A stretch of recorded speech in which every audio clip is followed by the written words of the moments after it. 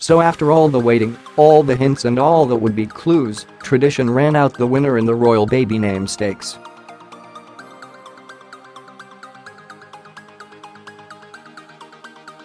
In naming their son Louis Arthur Charles, the Duke and Duchess of Cambridge have settled a considerable royal heritage on the fifth in line to the throne.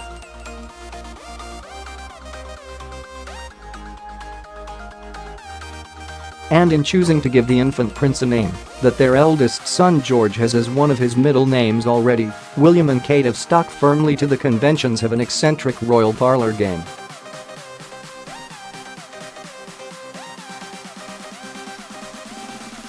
Perhaps the biggest surprise was that, despite all the talk suggesting William would be honouring his paternal grandfather with his new son, the name Philip did not feature.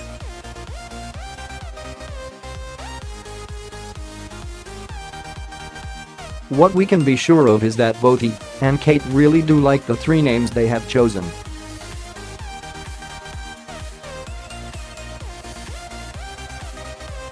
For if there is one thing we have learned about this couple, it's that they do things their way.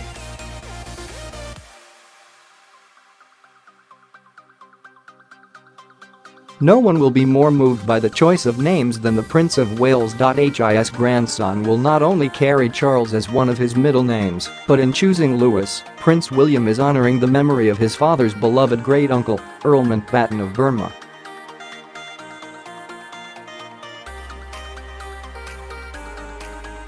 In picking Lewis, pronounced Lew-is not Lew-is, William and Kate appear to be following long-established royal custom.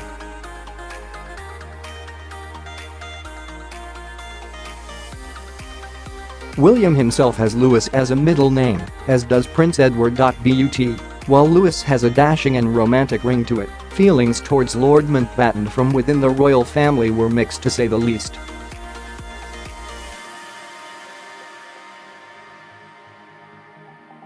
Prince William never knew the man whom his father referred to as my honorary grandfather.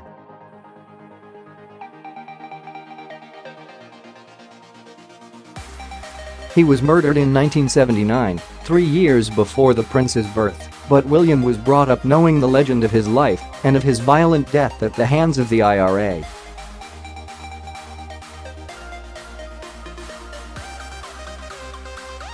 After seeing action as a midshipman in the First World War, he rose to become Admiral of the Fleet, First Sea Lord and last Viceroy of India.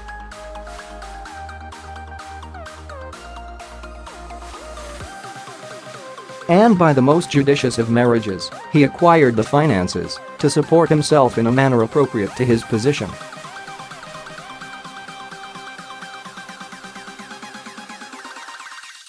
His wife, Edwina, was granddaughter of the financier Sir Ernest Cassel and probably the richest heiress in the whole of Europe.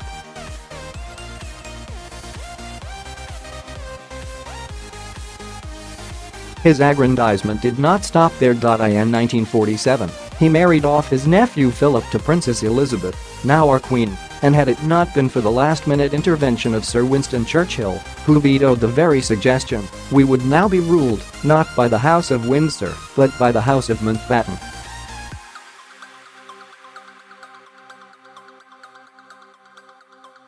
But as the last viceroy was fond of pointing out, it is his bloodline that flows through the royal veins.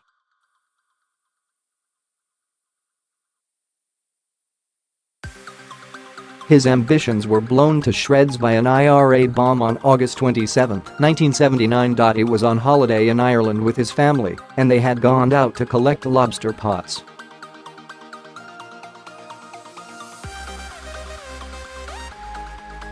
The bomb on his boat was detonated by remote control. Lord Mountbatten was killed instantly.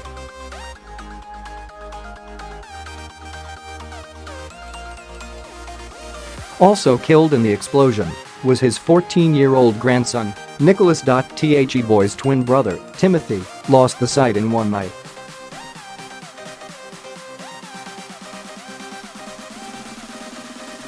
Their mother, Mountbatten's daughter Patricia, who inherited his title, required 120 stitches in her face.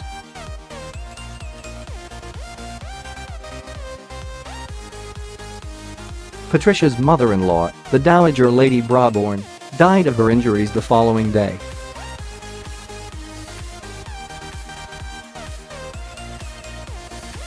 All the honours in the world could never compensate for this. Lord Lew-is remained a controversial figure in British public life.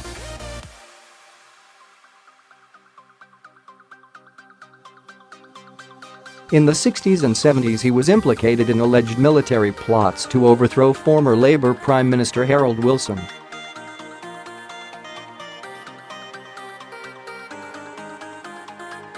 It is unlikely William knows much about this aspect of the man whose name he has chosen for his second son.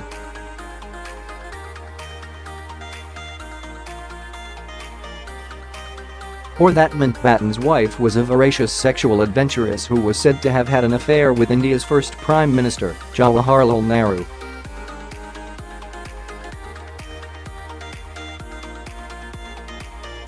The Queen Mother did not trust him. After her husband's death, she resented the way he inserted himself into the life of the Queen and Prince Philip as a mentoring figure.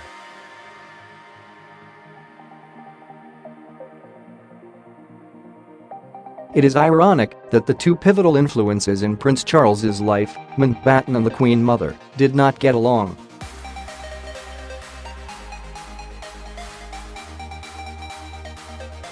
For William, Lew-is also represents a nod to his late mother's Spencer family. In 1994, Princess Diana's brother Charles, the 9th Earl Spencer, named his son and heir Lew-is.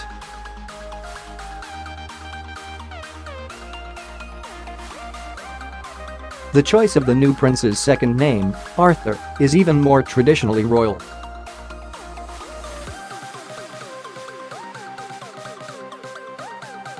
One of the favorites with the bookies, it is a middle name for both William and Charles, and was also one of the names of the Queen's father, King George VI.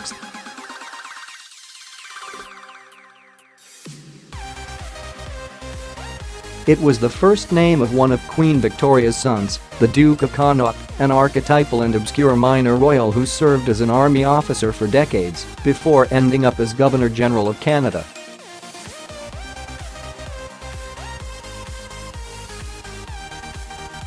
By choosing a third name of Charles, William has ensured that his children's paternal grandparents have both been recognized in their nuclear family.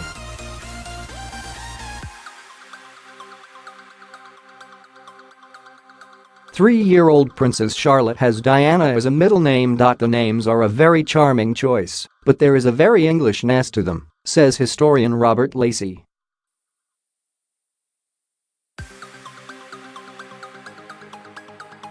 It's surprising that there is no nod to Scotland, or particularly Wales, as William will one day become Prince of Wales.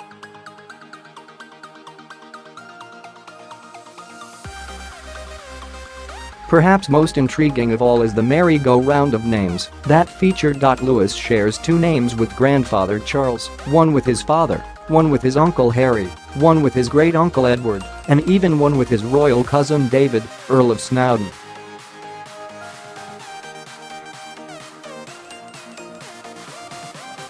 Again and again you see the same names bestowed on members of the royal family. Prince Harry and Prince Andrew, both second sons, have Albert, for example.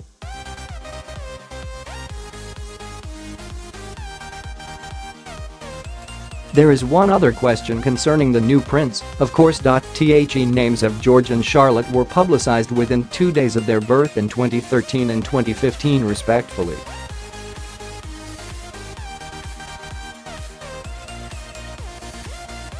So the fact that with Lew-is it took William and Kate twice as long to issue them will doubtless fuel rumors that the couple may have been expecting a girl and had not prepared male names.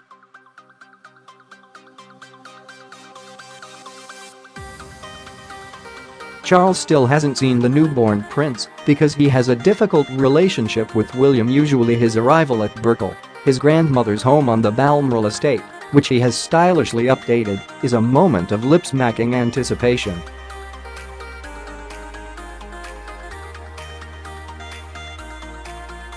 Increasingly as he gets older, the Prince of Wales views visits to this Scottish retreat as a necessary restorative.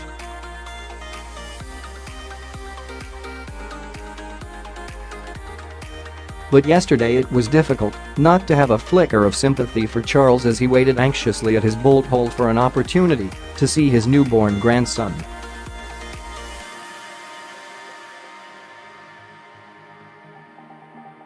Instead, the first visitors to Kensington Palace were a progression of Middletons led by Kate's hands-on mother Carol, her pregnant sister Pippa, Father Michael and bearded brother James.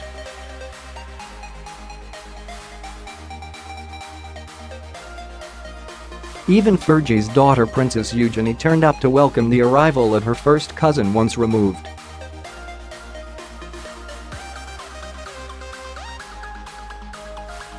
For Charles, languishing in Scotland, the pain must be considerable. To many puzzled observers it may seem that the neglect in not yet having seen his new grandson, when the Middletons have, must lie with the Prince of Wales.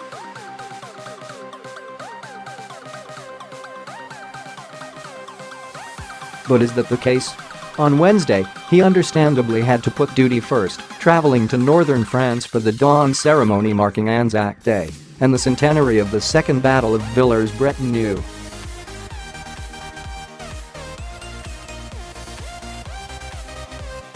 A long-planned trip, it involved the Prime Ministers of France and Australia.All the same, there was a sense of unease among courtiers this week as the prince found himself relegated behind William's in-laws in the queue to see the latest addition to the House of Windsor.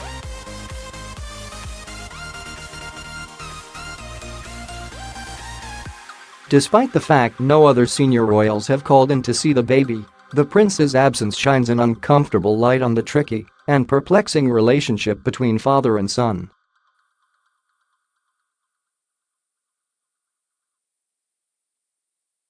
We have been here before, of course. 3 years ago, Charles complained that he almost never sees his first grandson, Prince George, and that he occupied a peripheral role in the little boy's life.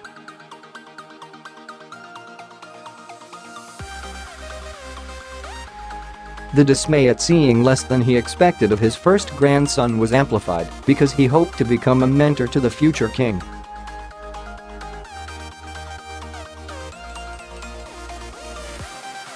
Just a few days before George was born, Charles was happily asking a ladies' circle for any hints on being a grandfather.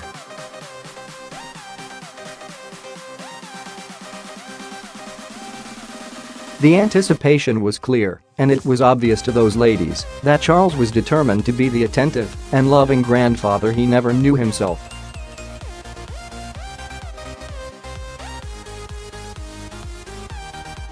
The prince was only 3 when George VI died, and he never knew his paternal grandfather, Prince Philip's playboy father Prince Andrew of Greece, who died in 1944.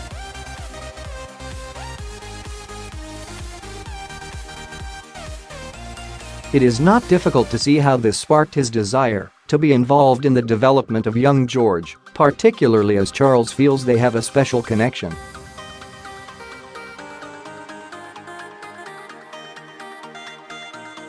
For he knows that, like himself, George is probably going to have to wait almost a lifetime before he fulfills his destiny.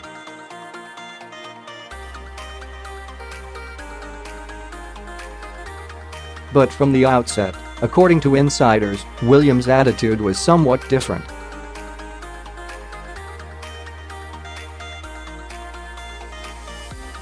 Very strange, says one.And the day Kate's labor began at St. Mary's Hospital in Paddington, Charles was on a train en route to a day of engagements.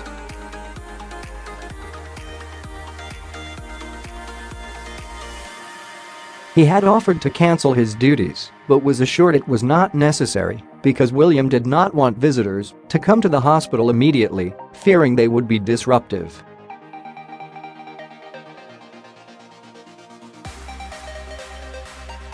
Instead, George's first visitors were the Middletons, which established a pattern that, tellingly, repeated itself this week.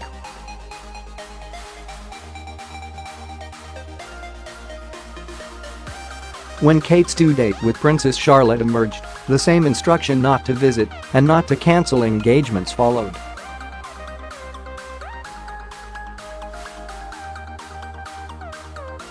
But as a royal aide noted, the Middletons don't do engagements, so it didn't apply to them.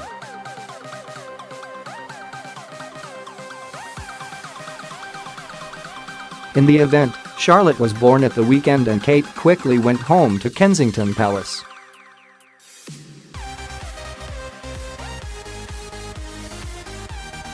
When it became clear to Charles that the Middletons would be visiting, he made an immediate decision to go, driving himself and Camilla from Highgrove.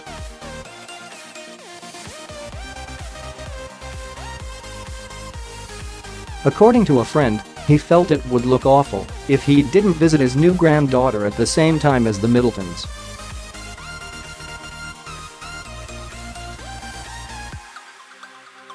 He was said to have hared down the motorway to London and even radioed ahead to London for an aide to collect a gift from Clarence House which Camilla had chosen for the baby to be sent over to Kensington Palace.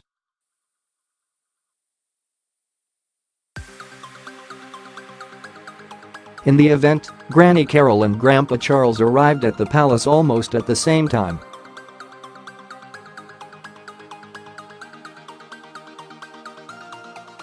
When it suits him, William can be friendly and welcoming, but he can also be aloof and icy, says a close figure.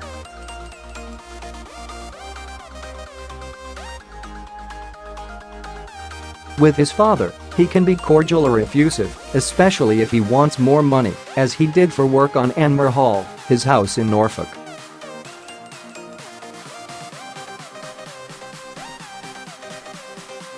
He dispenses niceties like he is the owner of a sweet shop to a small child. Nothing illustrates this willful approach better than William's reaction after Charles included a picture on his desk of him with George, alongside photographs of William and Harry, for one of the regular in-house videos the Prince of Wales makes for his charities in Commonwealth countries.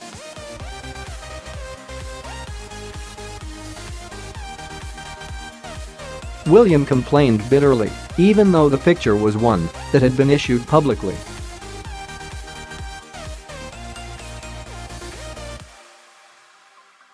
Nor, say friends, has he made any secret of the fact that he views the relationship that Carol and Mike Middleton enjoy with their children as being just what he covets for his own family.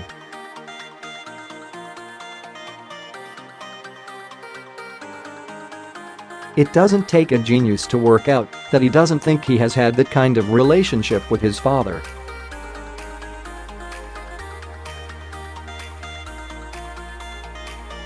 For Charles, who wants only to be a mentor and sounding board for his sons and his grandchildren, it is not just a puzzling situation,